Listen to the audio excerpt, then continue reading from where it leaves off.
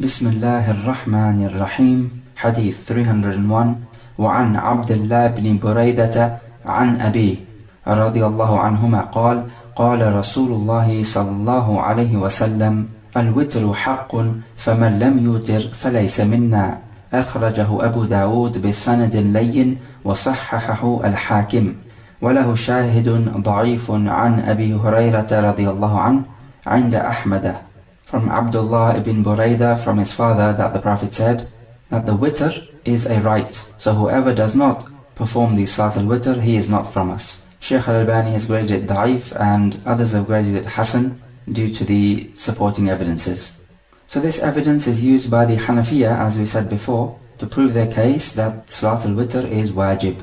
And this is because the Prophet is saying, if you do not perform the Salat al-Witr, you are not from us. Which means that not performing Salat al-Witr is a major sin, which basically means that Salat al-Witr has to be wajib. But we say this is not the correct opinion, and even if this hadith is authentic, when he says that the Salat al-Witr is a right, we have to take it to mean that it is an extremely stressed obligation. And Ibn al-Mundhir has reported the hadith with the wording al-witru haqqun wa laysa biwajib, that the witr is a haqq and it is not wajib. And as for the wordings that the one who does not perform Salat al-Witr is not from us, then he is not following the ways of the Muslim, because the way of the Muslim is to perform the Salat al-Witr.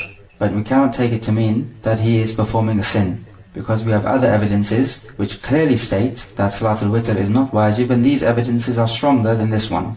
We have the evidence of the Prophet performing the Salat al-Nawafil on his riding animal on the journey, facing whichever direction the animal wants to, and he prayed his witr like this as well. And it says he would not pray the fard prayers like this. So therefore the witr is not a fard. We have the hadith of the A'rabi, in which the Prophet told him that you have 5 prayers on you for every day and night, and there is nothing else except if you want to perform extra actions of prayer. So he did not mention there the Salat al-Witr. Likewise, we have in the Sahihain, the Prophet sent Mu'adh ibn Jabal to Al-Yaman, and he told him, أعلمهم أن الله افترض عليهم 5 صلوات كل يوم وليلة.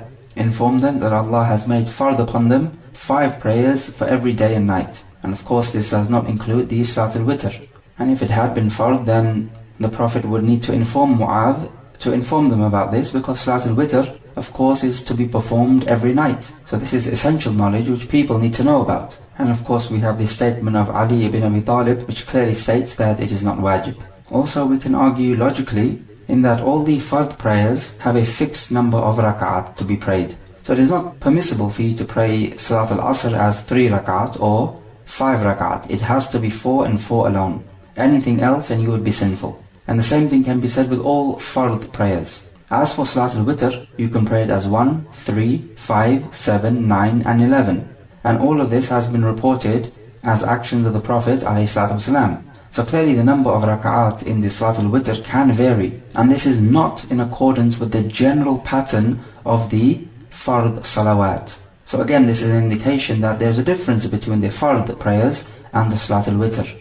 As for Abu Hanifa, he says that the witr is 3 rak'at, and you're not allowed to perform it as 1 rak'ah, nor as more than 3 rak'at. And this opinion clearly goes against the texts, and even his own companions from his madhab disagreed with him. It's just that some of the latter scholars of the Hanafiya agreed with the viewpoint of Al-Imam Abu Hanifa that it is wajib.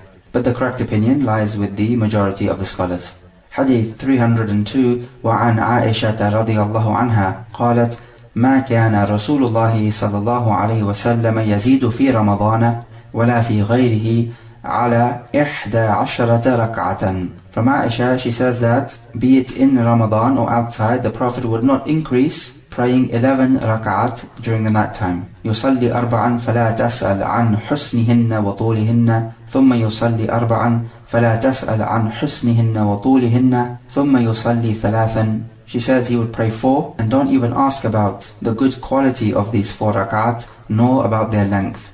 And then he would pray another 4 and don't ask about the beauty of these rak'at, nor about their length. And then after he would pray 3. قالت عائشة: فقلت يا رسول الله أتنام قبل أن توتر. So she asked, O Messenger of Allah, do you go to sleep before you pray the witr? قال: يا عائشة إن عيني تنامان ولا ينام قلبي متفق عليه. He replied, O Aisha, my eyes go to sleep but my heart does not. وفي رواية لهما عنها كان يصلي من الليل 10 ركعات يوتر بالسجدة ويركع ركعتي الفجر فتلك 13 ركعة. And in a wording she says that he used to pray by night time 10 raka'at, and then he would make witr with 1, and he would pray the 2 raka'at of fajr, this is the ratib prayer, and this would make 13 raka'at.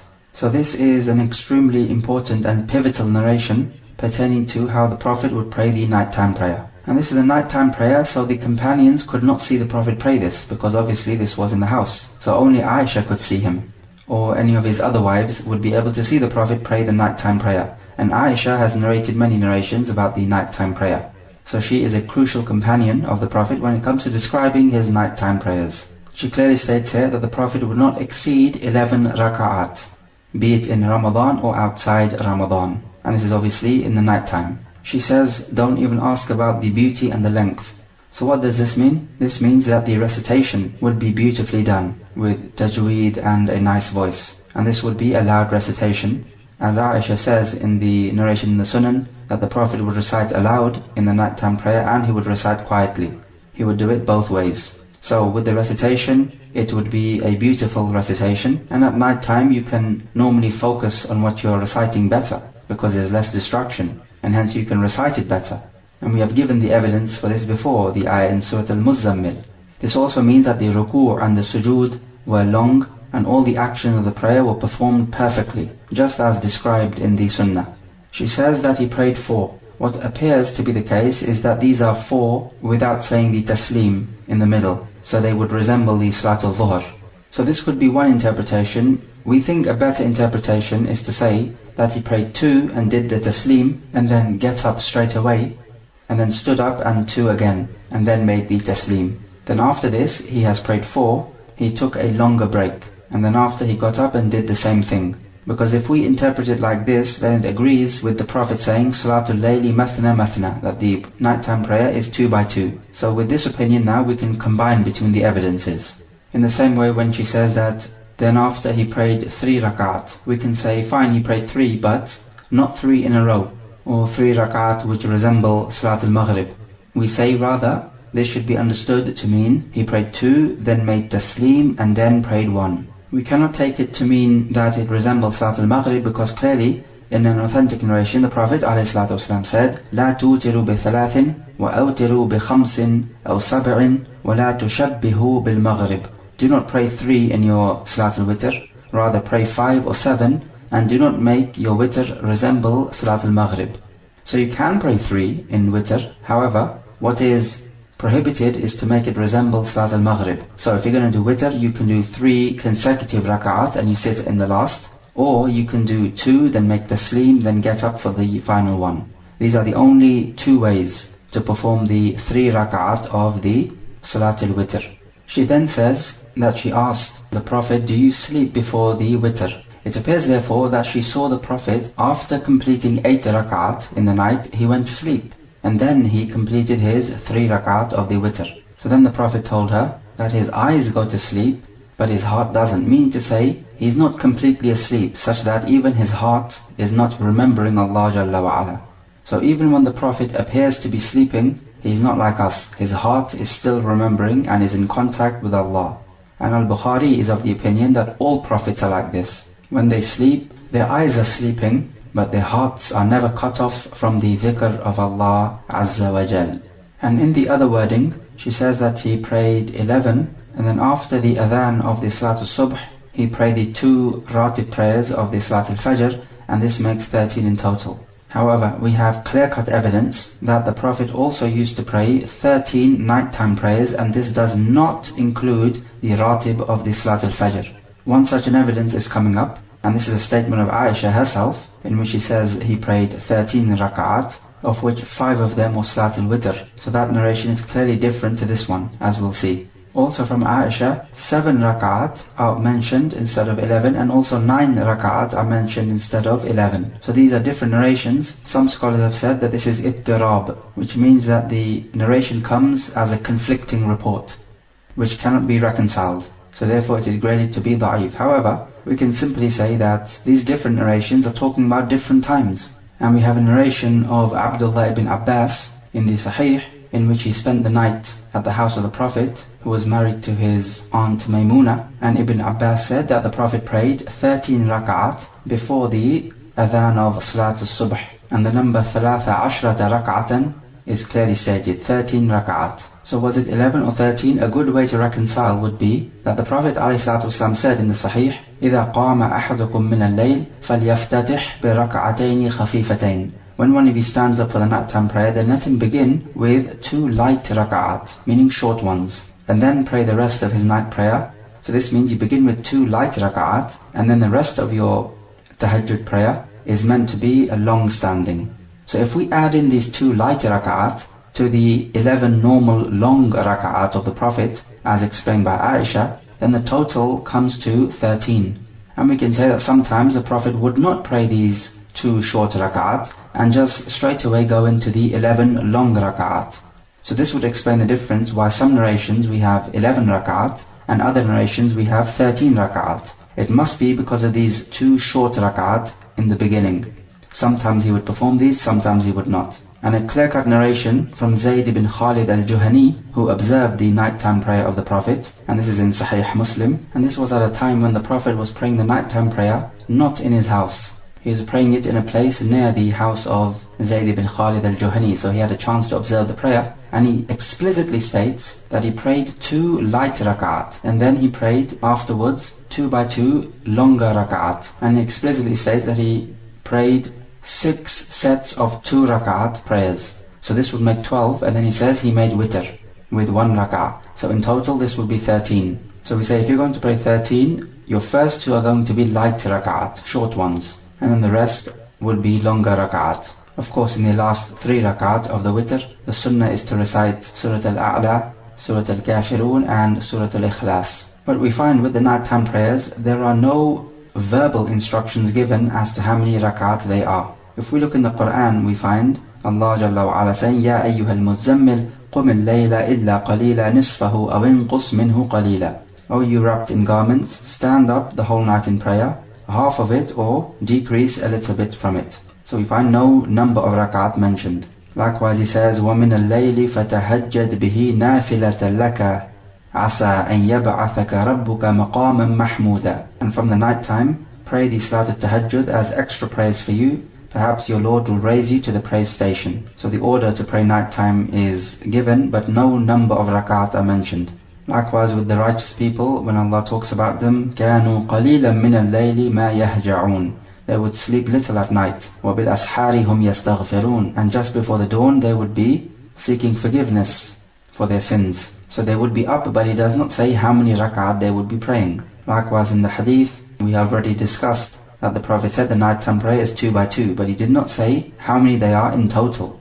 Likewise he said, مَنْ قَامَ رَمَضَانَ إِيمَانًا وَاحْتِسَابًا غُفِرَ لَهُ مَا تَقَدَّمَ مِنْ ذَنْبِهِ. Whoever stands in prayer in Ramadan out of Iman, so believing in the virtue of this salah and seeking reward, then his previous sins will be forgiven. Again, no instruction is given as to how many rak'at to pray. So for anyone to come and say that you are not allowed to pray more than 11 or 13 during the night is the wrong opinion, because when something is established just purely from the action of the Prophet, then we cannot say it is wajib. At most we can say it is mustahab. Otherwise you can pray as many rak'at in the night time as you want. As for the Salat al-Taraweeh, then we have discussed the narration that the Prophet did pray Salat al-Taraweeh in the masjid with his companions, and this is the narration of Aisha. After the Prophet, during the Khilafah of Abu Bakr, they did not pray Salat al-Taraweeh in the masjid. And in the Khilafah of Umar, he came to the masjid and he found people praying the nighttime prayer in Ramadan, but not in congregation. You had separate groups praying with each other. So he decided to bring everybody together in one congregation. And he had Ubay ibn Ka'b and Tamim ad-Dari to lead this congregation in the prayer as 11 rak'at during the night time. As for the narration which talks about 23 rak'at, it is da'if. But most scholars do hold the opinion that it is 20 rak'at based on this narration. However, the authentic narration says 11 rak'at. And this is in the Muwatta of Al-Imam Malik. 20 rak'at is the opinion of the 3 A'imma.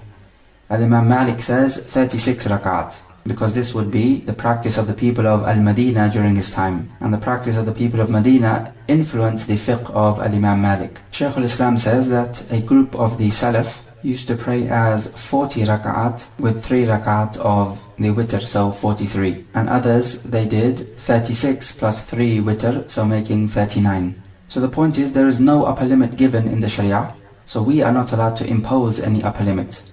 But one thing we need to add at this stage is to say that the Prophet ﷺ led the people in the Salat al-Taraweeh for a third of the night and then for half of the night, and the companions wanted the Prophet to lead them for the whole of the night, and he said to them, "Man qama ma'al imami hatta yansalifa kutiba lahu qiyamu laylatin." Whoever stands with the Imam in the prayer until the Imam finishes it, then it would be written for this person as if he prayed for the whole night. Again, notice in this hadith, which is found in the Musnad of Imam Ahmad and At-Tirmidhi and is authentic, that the Prophet does not give an upper limit. Rather, he says, pray as much as the Imam is praying. And so this hadith shows us the foolishness of those people who would leave after 8 rakat if the Imam is praying 23. Now if they leave for a particular reason, maybe they have work the next day so they cannot stand for the whole 23, then no problem. But if they leave based on the fact that the nighttime prayer should not be 23 rakat, it should only be 11 at most, or perhaps 13, then this is foolishness, because they're missing out on the reward of standing the whole night. And it is not fitting that people should break away from the jama'ah, especially on issues which are based on ijtihad. So the person who disagrees with you still has some evidence or a reasonable argument to back up his case. So it is not fitting to break up the jama'ah based on these issues of ijtihad. A good example is when Abdullah ibn Mas'ud was praying behind Uthman ibn Affan in Mina. The sunnah is to pray 2 rakat, and Uthman prayed the whole 4 rakat. This was during the Hajj. And Abdullah ibn Mas'ud severely opposed what Uthman ibn Affan was doing. So when he was asked about this, why doesn't he oppose Uthman or do something about this? He said, Al-khilafu shar. Differing is evil. But of course this is differing on those matters of ijtihad. So it is better to keep the unity than to break off into your own little sect. Likewise, the statement of Al-Imam Ahmad. He opined that Dua al-Qunut in the Salat al-Subh is a bid'ah, because nothing authentic has been reported from the Prophet. And we have spoken about the Qunut before. However, he himself said that if you are praying behind the Imam who makes Dua al-Qunut after the ruku' in the last rak'ah of the Salat al-Subh, then follow him in the Dua and say Ameen behind him, even though Al-Imam Ahmad saw this action as a bid'ah. However, because the issue is based on ijtihad, it is best to keep with the congregation of the Muslims. So when it comes to ijtihadi matters, the bottom line is you must keep to the congregation. And from this, it also becomes known the foolishness of those people who, in some non-Muslim countries, start their Ramadan a day later, based on the fact that they could not sight the moon. And so they break away in their own little jama'ah. Again, the same principle applies. This is a matter of ijtihad, and fasting is a congregational act, as we shall see in the hadith coming up in Bulugh al-Maram. So everybody must do it together. So for you to break away and form your own little sect, starting your Ramadan a day later and doing your Eid a day later hence, is just these people being stubborn and foolish. And we ask Allah to guide them. Just remember the words of Abdullah ibn Mas'ud, Al-khilafu shar. Differing is evil. And this is differing in matters of ijtihad.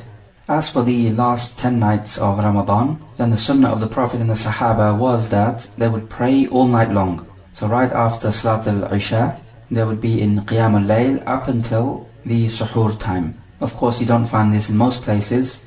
In most places you would find Salat al-Taraweeh, and then after a few hours they would pray the Qiyam al-Layl, going up to Suhoor time. So basically there would be a big gap in between. This is permissible, although the strict sunnah is to be in continuous salah all throughout the night, from after Salat al-Isha up until the Suhoor time. So you can eat something before the Fajr. And as for the Salat al-Taraweeh, then reciting the Quran is sunnah. And if you can complete the Quran, this is good. And there is a basis for this, even though in the Salat al-Taraweeh, it has not been reported that the Prophet completed the recitation of the Quran. But the basis is that every Ramadan, the Prophet would recite the Quran to Jibreel, all once. And in the year which he died, he recited it twice in that Ramadan. So we can say likewise, reciting the Quran in the Taraweeh comes under the ruling of studying the Quran and revising it, just like the Prophet would revise it with Jibreel. Also, it is reported in the Musnad of Imam Ahmad and Ibn Majah that Aus, one of the Tabi'een, asked the companions, how did you divide up the Quran, meaning the Ahzab, or the sections of the Quran? And they replied, 3 surahs, then 5, then 7, then 9, then 11, then 13, and the Hizb, or the section of the Mufassal, is 1 section. So from this comes a difference of opinion. The Mufassal, which surah does it start from? Is it Al-Hujurat, which is surah number 49, or is it Qaf, which is surah number 50? Because if we count 3 plus 5 plus 7 plus 9 plus 11 plus 13 makes a total of 48, which means that the 49th surah would be the start of the Mufassal. But what is this 49th surah? If we count from Surah Al-Fatiha, then the 49th surah would be Al-Hujurat. But if we take the first surah to be Al-Baqarah, because Al-Fatiha is recited in the Quran in all cases, then if Baqarah is the first of the 3, then at the end of the 48, we will have Surah Qaf as the beginning of the Mufassal. And Ibn Kathir says that this is the correct opinion, that the Mufassal begin from Surah Qaf. Hadith 303 وعن عائشة رضي الله عنها قالت كان رسول الله صلى الله عليه وسلم يصلي من الليل 13 ركعة يوتر من ذلك ب5 لا يجلس في شيء إلا في آخرها متفق عليه. From Aisha, she says that the Prophet would pray 13 raka'at, and from them he would have 5 as the witr, and in these 5 he would not sit in any of the raka'at except right at the end. متفق عليه. So this narration is clear in telling us that the nighttime prayer would be 13, and this is the most that has been reported from the Prophet. Remember the detail we gave, that if it is 13, then the first 2 rak'at are likely to be 2 short rak'at, then the rest are going to be the longer ones. And we do not say this is a contradiction in the statements of Aisha regarding the nighttime prayer, because we can say she's talking about different times. So we can work with all of the narrations, and we can say that the issue is therefore flexible. The bottom line is, however many you pray, it should be 2 by 2, because this is the verbal instruction which the Prophet gave us. We also take from this that the witr can be performed as 5 rak'at consecutively, and just with 1 sitting for the tashahhud, and that's at the end, before you give the taslim. And note here that these 13 do not include the ratib of the Salatul Subh, because she says that he would pray 13 at night. And of course the ratib of the Salatul Subh is not prayed at night, because after dawnbreak, night ceases to exist. And she clearly states that 5 of these 13 would be the Salatul Witr.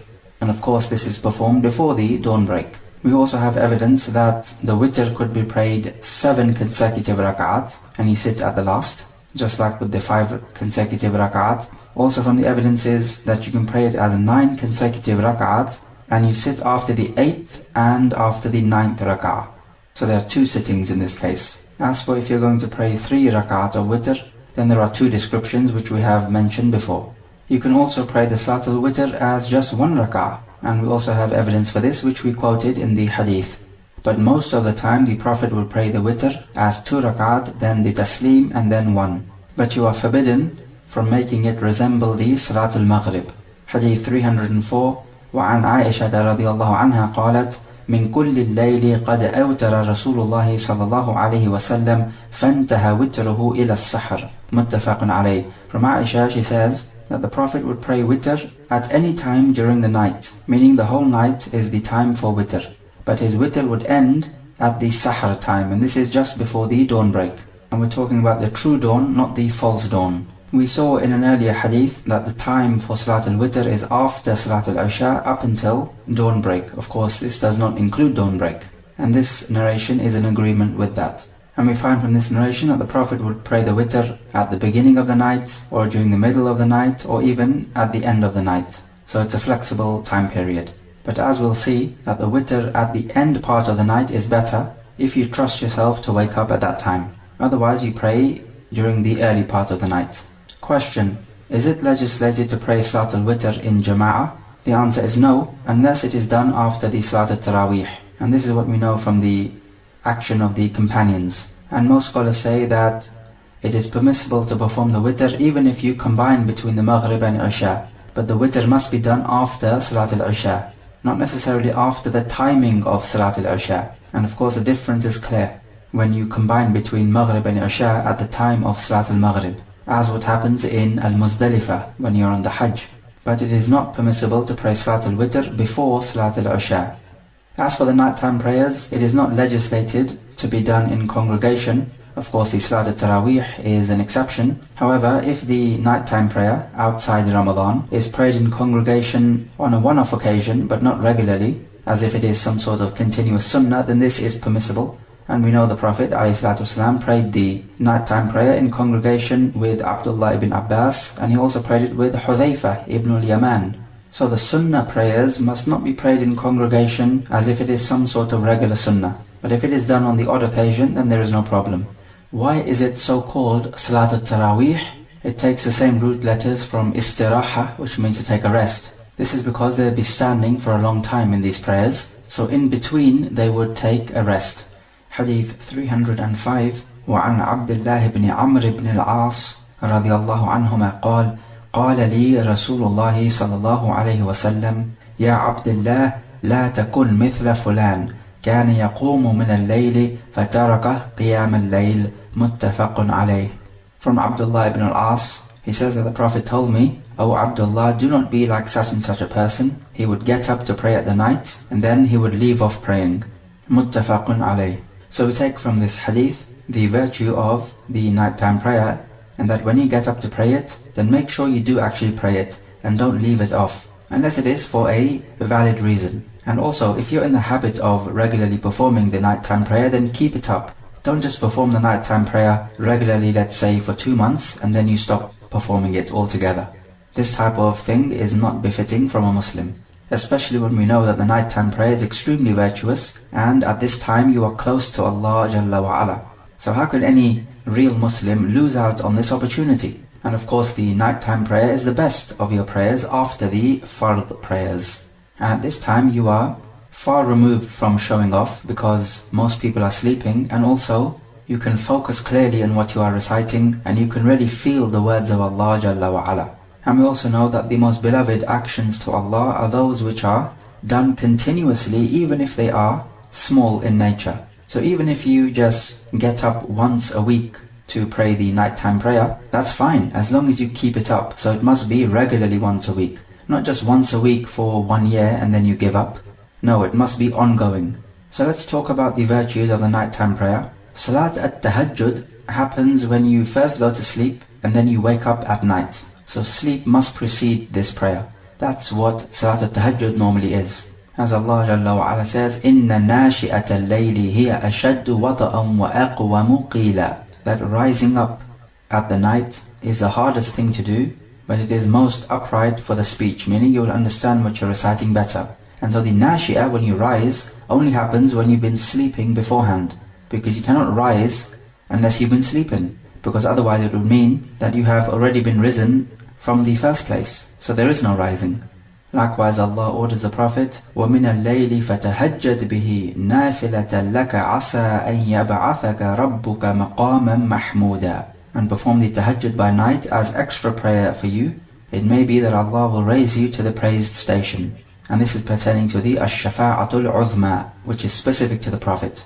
So this ayah tells us that the Salat al-Tahajjud is a firm recommendation for all Muslims. Likewise, in Muslim, the Prophet said, أَفْضَلُ الصَّلَاةِ بَعْدَ الْفَرِيضَةِ صَلَاةُ اللَّيْلِ. The most virtuous prayer after the Fariḍah is the prayer of the night. Also in the Sunan, and this hadith is also found in Bulugh al-Maram, the Prophet ﷺ said, أَيُّهَا النَّاسِ أَفْشُوا السَّلَامُ وَأَطْعِمُوا الطَّعَامُ وَصِلُوا الْأَرْحَامُ وَصَلُّوا بِاللَّيْلِ وَالنَّاسُ نِيَامٌ تَدْخُلُوا الْجَنَّةَ بِسَلَامٍ. O people, spread the salam, feed the poor people and give them food, join ties of kinship, and pray by night when the people are sleeping. So this is the nighttime prayer before the Salat al-Subh.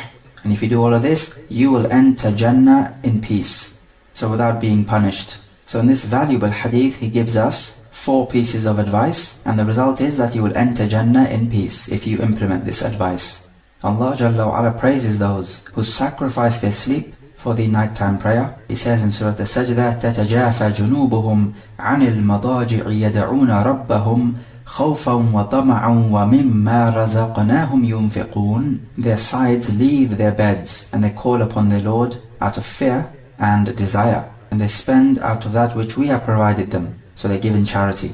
فلا تعلم نفس ما أخفي لهم من قرة أعين جزاء بما كانوا يعملون. So no soul knows what has been kept hidden for them of the delights of the eyes as a reward for what they used to do. Likewise, he praises the righteous ones. كانوا قليلا من الليل ما يهجعون وبالأسحار هم يستغفرون. They used to sleep little at night, and at the suhoor time, just before the dawn, they would be seeking forgiveness.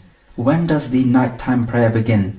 The Qiyamul Layl, or the rising of the night, begins when night begins, and that begins at the time of Maghrib. So any time after Salatul Maghrib is the nighttime prayer. However, Tahajjud, as we explained before, happens after you go to sleep and you rise in the night. However, when is the best time to pray during the night? Shaykh al-Islam says that the last half of the night is better than the first half, because it is reported that Allah Jalla wa Ala descends to the lowest heaven at halfway during the night, and in other narrations we find when a third of the night remains. So you are closest to Allah Jalla wa Ala at this time. So at this time now you are recommended to perform the nawafil acts of prayer, of course 2 by 2, to increase and be severe in making dua and seeking forgiveness from Allah Jalla wa Ala. Note at this point that there are some types of salah which are a bid'ah. So we need to make this plain at this stage. And from these salawat is the nighttime prayer which they do on the 15th of Sha'ban. So on the 15th night of Sha'ban they spend the night praying, and this is a bid'ah. There are some reports pertaining to this, but they are all extremely weak, and so evidence cannot be established with these reports due to the severity of their weakness. And note here, we're not talking about the virtue of this night, because there are some narrations which talk about Allah Jalla wa Ala forgiving the sins of the Muslims on this night. So even if that is authentic, and it has been authenticated by some scholars, this does not prove that you stand the night in the prayer. So what we're saying is that those narrations would talk about standing the night in the prayer, and also those narrations would talk about fasting during the 15th day. These narrations are extremely weak and cannot be acted upon. Also from the innovated prayers, Salatul Raqa'ib, and this is a salah which they pray of 12 raka'at on the first Jumu'ah of the month of Rajab, and this is a plain bid'ah. And in this salah they recite certain things certain number of times. And similar to this is the Salatul Tasbih. There is a narration pertaining to this, but it is very weak and cannot be taken as evidence. And also in this Salatul Tasbih, you have to make the Tasbih a certain number of times. The point about these types of prayers in which you have to make certain dhikr many number of times, it's normally hundreds of times. The problem with this is that you spend your time focusing on how many times you've made this dhikr, whereas we have said previously that the whole spirit of the prayer is khushu', and being tranquil and humble and fearful before Allah Jalla wa Ala, and pondering over what you recite, not counting it. So when you're counting the number of adhkar, then this takes away your khushu' completely, because you're now more interested in how many times you've said the dhikr. And because of this reasoning, we can tell that these two types of prayers are not in agreement with the other types of legislated prayers, in which the aim is to have khushu' and to ponder over what you are reciting. And the general rule about acts of worship is that all of them are haram, except if you have evidence, which can be used as proof. And Allah Jalla wa Ala says, أَمْ لَهُمْ شُرَكَاءُ شَرَعُوا لَهُمْ مِنَ الدِّينِ مَا لَمْ يَأْذَنْ بِهِ اللَّهُ. Or do they have partners, meaning their false gods, who have legislated for them in this deen what Allah has not permitted? So if you come up with your own types of worship, or your own styles of worship, then you are legislating something which Allah has not permitted in this deen. So it could be either you come up with a completely new type of worship, or it could be that you are performing a legislated worship, but the way you perform it is not in accordance with the sunnah, thus rendering it a bid'ah. So for example, celebrating the Prophet's birthday is something completely new, for which there is absolutely no basis. So this is a bid'ah from its asl, from its roots. On the other hand, you could have synchronized dua being made after the fard prayer. Of course, making dua is not a bid'ah, but the way you are doing it, which is in synchronization regularly after the 5 times prayer, this is what renders it to be a bid'ah, because there is no evidence for doing this. Hadith 306. وعن علي بن أبي طالب رضي الله عنه قال قال رسول الله صلى الله عليه وسلم أوتروا يا أهل القرآن فإن الله وتر يحب الوتر رواه الخمسة وصححه ابن خزيمة. From Ali bin Abi Talib that the Prophet said, perform the witr, O people of the Quran, because Allah is witr, meaning odd, and He loves the witr. The hadith is sahih. So from this hadith we learn that the Salat al-Witr is a strong recommendation, because here's the Prophet giving a verbal order for the witr. You would think that it is wajib because of the verbal order. However, we've discussed before that we have evidence to suggest that this order is istihbab and not wujub. Although of course we mentioned before that Shaykh al-Islam used this evidence to say that the Salat al-Witr is wajib for the ones who are performing the nighttime prayer. And the way he says this is because the Prophet says, Ya Ahl al-Quran, O the people of the Quran. And the people of the Quran are those who are reciting the Quran in their Qiyamul Layl. So the Prophet is giving them the order to perform the witr. However, we say the correct opinion is with the majority. Salat al-Witr is mustahab, but we can say that the Salat al-Witr is the most emphasized of the recommended prayers. So after the Fard prayers, the most emphasized prayer is the Salat al-Witr. Also we take from the hadith that from the attributes of Allah is that He loves, because He loves the witr, He loves the odd. As Allah Jalla wa Ala Himself is odd because He is one. And one of His names is Al-Wahid, the one. And one is obviously an odd number. And He's not even, because even would imply that there is another God worthy of worship. So there's two of them, and that's of course impossible. So when it says that Allah loves the witr, does it mean He loves the odd in everything? So meaning to say, even if you eat something, you have to eat it an odd number of times. If you drink, then you have to take an odd number of sips. If you wear clothing, you have to wear an odd number of clothing. We say no, this odd is pertaining to acts of worship, for which we have an evidence. So for example, the Salat al-Witr, yes, this is odd and we have an evidence for it. Or in fact, many evidences in this case. But for you to take the normal actions in everyday life and turn them into an odd number on account of the fact that Allah loves the odd, then this in itself requires evidence. So if you had something to eat and you were using a spoon and you found yourself eating 10 spoonfuls and you are filled up and you don't want to eat anymore, and then you say, well, I've eaten 10, so let me eat one more spoonful to make it odd. So you eat one more to make it 11. This type of action is not legislated, because you need an evidence for this. The odd which he is talking about in this hadith is the Salat al-Witr. And we can take this from the context, because he is speaking to the people of the Qur'an. And the people of the Qur'an, as we said before, are those who are reciting the Qur'an in their salah by night time. And he is ordering them to perform the witr. What if somebody says, but during the day of the Eid al-Fitr, the Prophet would eat an odd number of dates and then go out for the salah? Does this not prove that it is legislated to eat an odd number of times? We say no, actually this is an evidence to prove that it is not legislated to eat an odd number of times. Because if it had been legislated to eat an odd number of times, this would have been reported, because clearly the Prophet was eating dates every day, as this would be his normal diet. And it has not been reported from anyone that he would eat an odd number of times. So the fact that it has been reported that he will eat an odd number of dates during the day of Eid means this must be the exception to the general rule. Otherwise, doing everything an odd number of times in your everyday life is not legislated. Rather, you just do it as normal, be it an odd number of times or an even number of times. But it's just that in certain acts of worship, an odd number of times is legislated. And this is not even in all acts of worship. Otherwise we know that the Salat al-Isha, Salat al-Dhuhr and Salat al-Asr, they are 4 rak'at. And this is even. It is clearly not odd. Sometimes you would fast in Ramadan for 30 days, and this is even, not odd. But certain other acts of worship are odd, like the Salat al-Witr, like the Tawaf, like the Sa'i between the Safa and Marwa, like the stoning of the Jamrah. These are all done 7 times, and that's an odd number. So this idea of doing things odd times is pertaining to certain acts for which there is an evidence. It is not a general rule which is applying to absolutely everything you do in your life. No, it is for specific actions. Hadith 307. وعن ابن عمر رضي الله عنهما أن النبي صلى الله عليه وسلم قال اجعلوا آخر صلاتكم بالليل وترا متفق عليه. From Ibn Umar, the Prophet said, make the last prayer of your night a witr, muttafaqun alayh. This is also an evidence which could be used that the one who is praying by night time, it is wajib for him to pray the Salat al-Witr and do it as the last of his prayer.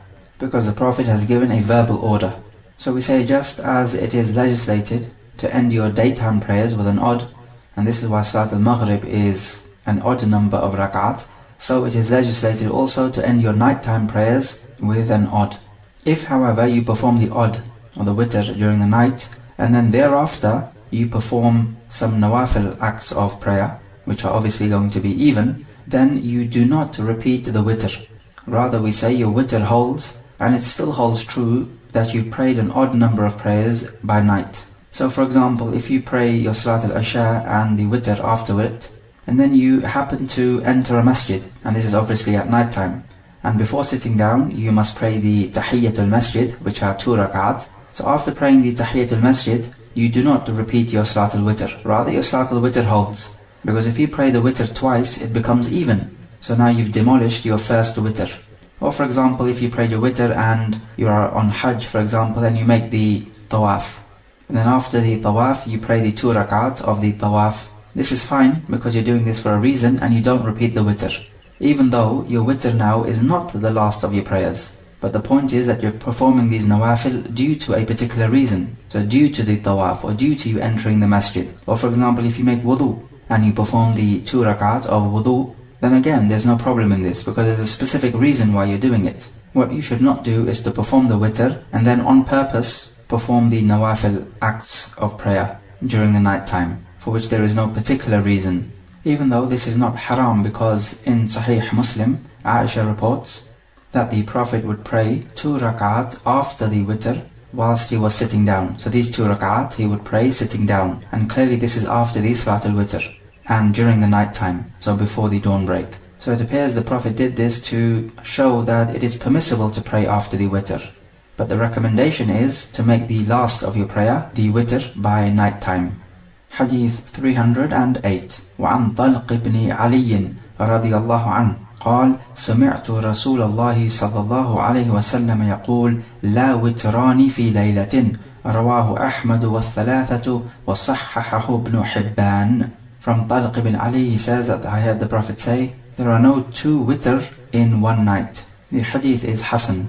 Does this hadith mean that you are allowed to pray 3 Salat al-Witr in the night? Because the hadith says that you're not allowed to do it twice. No, we say what the hadith intends is that you're not allowed to repeat the Salat al-Witr at night time. So whether you repeat it once, twice, thrice, the point is you're not allowed to repeat it. So the fact that he mentions a witran, which means 2 witr, does not mean that you're allowed to perform it 3 times. And there's a similar example in the Quran, in Surah Al-Mulk. He says, ثُمَّ ارْجِعِ الْبَصَرَ كَرَّتَيْنِ يَنْقَلِبْ إِلَيْكَ الْبَصَرُ خَاسِئًا وَهُوَ حَسِيرٌ. Then return your vision twice. It will come back to you in a state of humiliation and worn out. So كَرَّتَيْنِ means you repeat it and do it twice. Does this mean you're not allowed to do it 3 times? No, he mentions it in the dual format, but what he intends is repetition, so doing it over and over again. And this is similar to the talbiyah in the Hajj, when you say labbaik. This is in the Arabic dual format. So I'm answering a call, I'm answering a call. You're saying it twice. Does this mean you're only answering the call of Allah twice and not thrice? No. Even if it is in dual format, what is intended is repetition. So I'm answering a call, and then I'm answering a call again, and I'm answering a call again, and again, and again, and so on. So you're saying that I'm always answering a call. It doesn't mean that you're just answering the call twice. So this hadith then proves to us that it is disliked and makruh to perform 2 witr in one night, or even more than 2 witr. So the Salat al-Witr in any one night must be done only once. And you cannot say that Allah loves Salat al-Witr, so let me perform it many times, because Allah loves it. The answer is no. What Allah loves is for you to follow the Sunnah, and what Allah hates is for you to invent things in the deen, based on your own desires or intellect. It is permissible to pray a nawafil prayer after your Salat al-Witr, although it is better you do not, and we discussed this issue in the previous hadith. If it's the case in Salat al-Taraweeh that the Imam is going to pray the Salat al-Witr after the Taraweeh, and this is happening in the beginning of the night, but you want to pray towards the end of the night, and so you want to leave your witr up till the end of the night, So do you walk away when the Imam is praying the Salatul Witr? We say no, don't walk away. Remember the hadith, من قام مع الإمام حتى ينصرف كتب له قيام ليلة. Whoever stands with the Imam until the Imam finishes, then a whole nighttime prayer is written for him, meaning to his credit. So we simply say the answer is pray the Salatul Witr with the Imam, and when he says the Salam, get up and pray one more and make the Salah even. Then towards the end of the night you are praying your Salah and you finish it off with the Witr. Hadith 309. وعن أبي بن كعب رضي الله عنه قال كان رسول الله صلى الله عليه وسلم يوتر بي سبح اسم ربك الأعلى وقل يا أيها الكافرون وقل هو الله أحد. رواه أحمد وأبو داود والنسائي وزاد ولا يسلم إلا في آخرهن. ولأبي داود والترمذي نحوه عن عائشة رضي الله عنها وفيه كل سورة في ركعة وفي الأخيرة قل هو الله أحد والمعوذتين. From Ubay ibn Ka'ab, he says that the Prophet ﷺ would recite these surah in his witr: Surah Al-A'la, Surah Al-Kafirun, and Surah Al-Ikhlas. And in An-Nasa'i there is an addition, and he would not perform the taslim except right at the end. So he'd perform these 3 rak'at with their respective surahs and with 1 taslim right at the end. And also in the version in the Sunan from Aisha, it says that every surah would be in a rak'ah, and in the last rak'ah he would recite Surah Al-Ikhlas and the Mu'awwidhatayn, which are Surah An-Nas and Al-Falaq. All of these narrations in the Sunan are sahih, except with the narration of Aisha. Al-Imam Ahmad and Yahya ibn Ma'in, 2 of the hadith scholars, they rejected this addition which talks about the Mu'awwidhatayn. So we take from this then that in the 3 rak'at of the witr, and these are preferably done during the last part of the night, these 3 surah are to be recited, 1 in each rak'ah. Surah Al-A'la is a surah which encourages the Muslim to work for the hereafter and to leave away this world and following your lusts and desires in this world. And it says that this is the admonition which was given to those who were before you in the previous scriptures. As for Al-Kafirun and Al-Ikhlas, and we have spoken about this before, these are the 2 surahs of Ikhlas, because Al-Ahad is talking about Allah Jalla wa Ala exclusively, and as for Al-Kafirun, you're talking about the fact that you completely disavow any other God besides Allah, and that you make kufr in all other types of false deities. And we said before, your tawheed cannot be complete until you first make kufr in all false gods.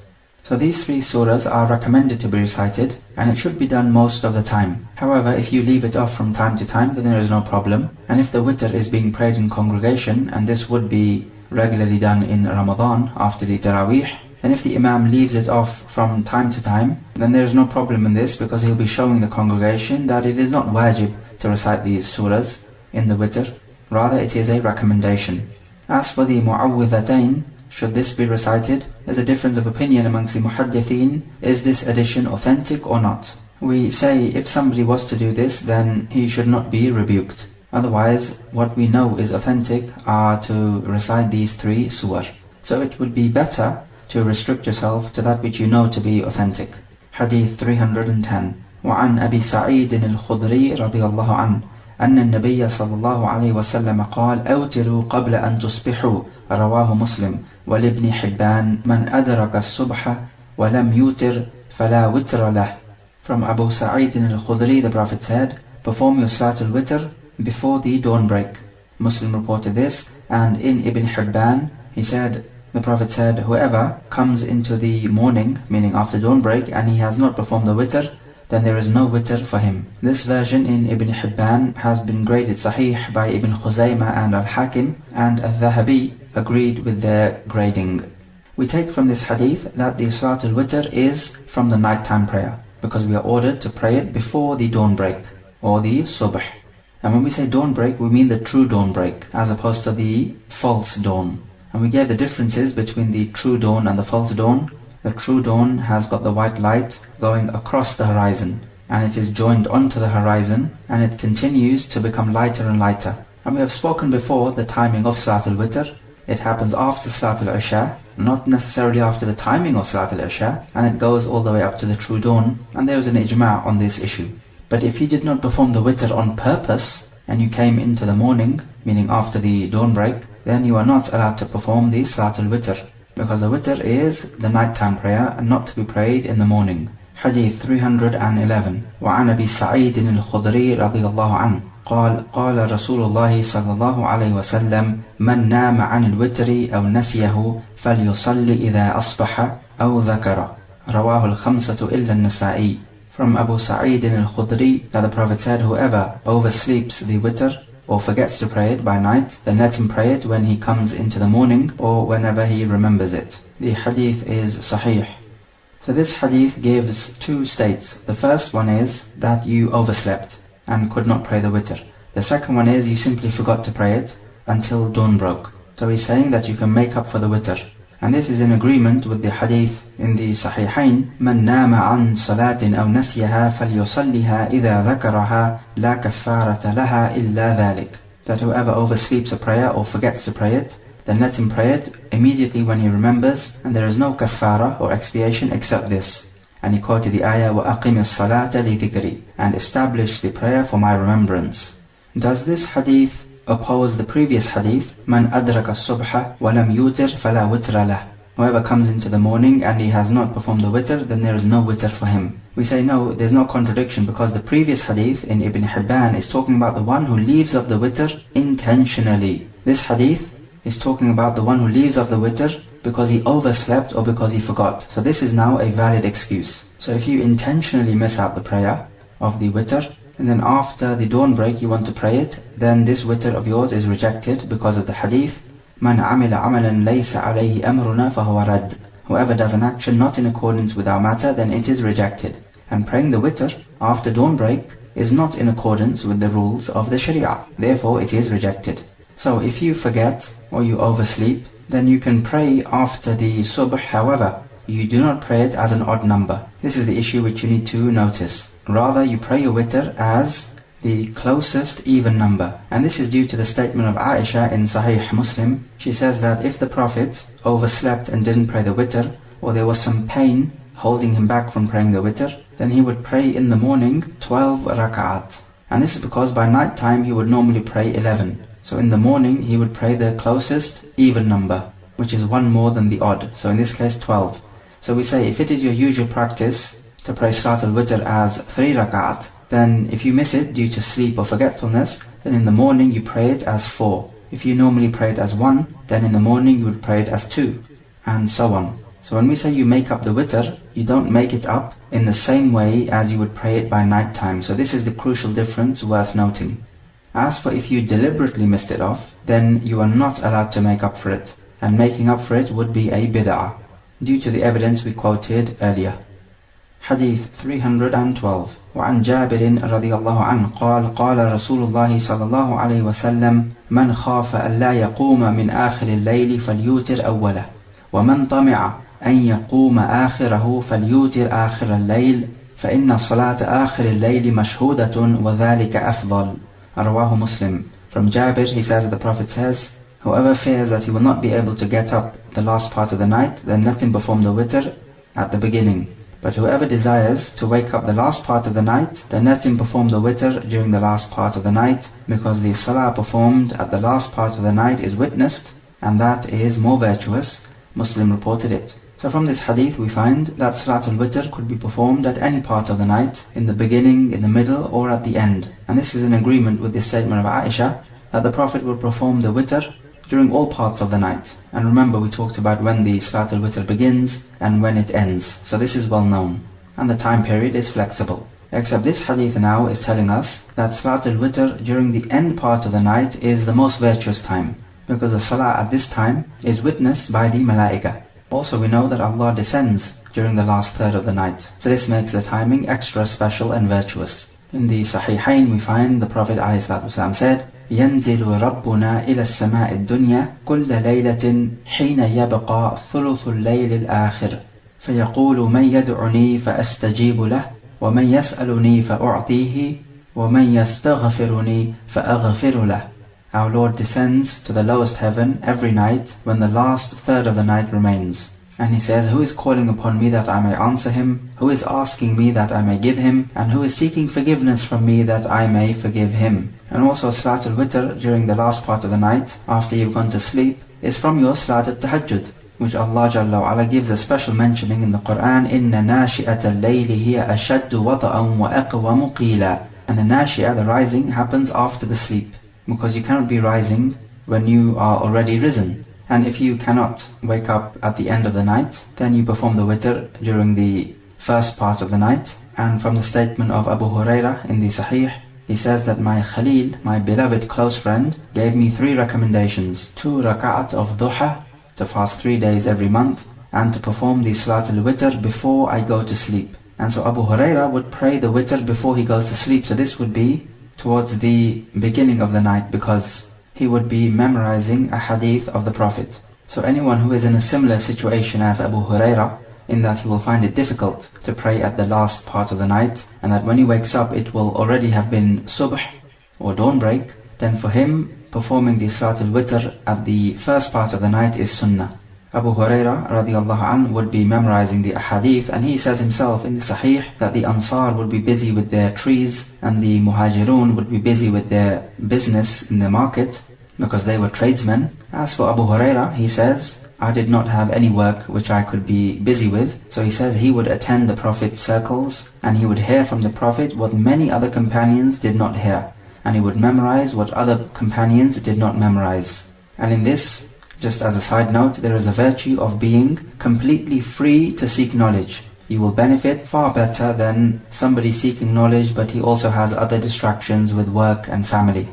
There is a similar situation with Yusuf alayhi salam, that when the man from Egypt bought Yusuf alayhi salam as a slave, Yusuf had a free house with food being served to him, and he had no work and distractions. And so because of this, he was free to learn the interpretation of dreams. And this is why he became such an expert in dream interpretation, as is well known. Allah Jalla wa Ala says, وَقَالَ الَّذِي اشْتَرَاهُ مِن مِصْرَ لِامْرَأَتِهِ أَكْرِمِي مَثْوَاهُ عَسَىٰ أَن يَنفَعَنَا أَوْ نَتَّخِذَهُ وَلَدًا وَكَذَلِكَ مَكَّنَّا لِيُوسُفَ فِي الْأَرْضِ وَلِنُعَلِّمَهُ مِن تَأْوِيلِ الْأَحَادِيثِ وَاللَّهُ غَالِبٌ عَلَى أَمْرِهِ وَلَكِنَّ أَكْثَرَ النَّاسِ لَا يَعْلَمُونَ. And the man who bought him from Egypt said to his wife, make his stay comfortable. Maybe he will benefit us, or perhaps we can adopt him as a child. Then Allah goes on to say, thus did we establish Yusuf in the land, that we might teach him the interpretation of dreams, or of the events. This is the shahid from the ayah. And Allah has full power and control over His affairs, but most of the people do not know this. So the point is, because he was free, without any distractions to learn, he benefited in ways which most men could not benefit. So these are 2 prime examples to show us that you need to be free, completely free to seek knowledge, without any other distractions from work, or any other studying, or any other responsibility. Okay, let us take some review questions. Question number 1. What are the different various ways in which the Salatul Witr can be prayed, with respects to the number of raka'at? Question number 2. What is the rule about doing things an odd number of times? Question number 3. What is the proper procedure if you oversleep the Salatul Witr?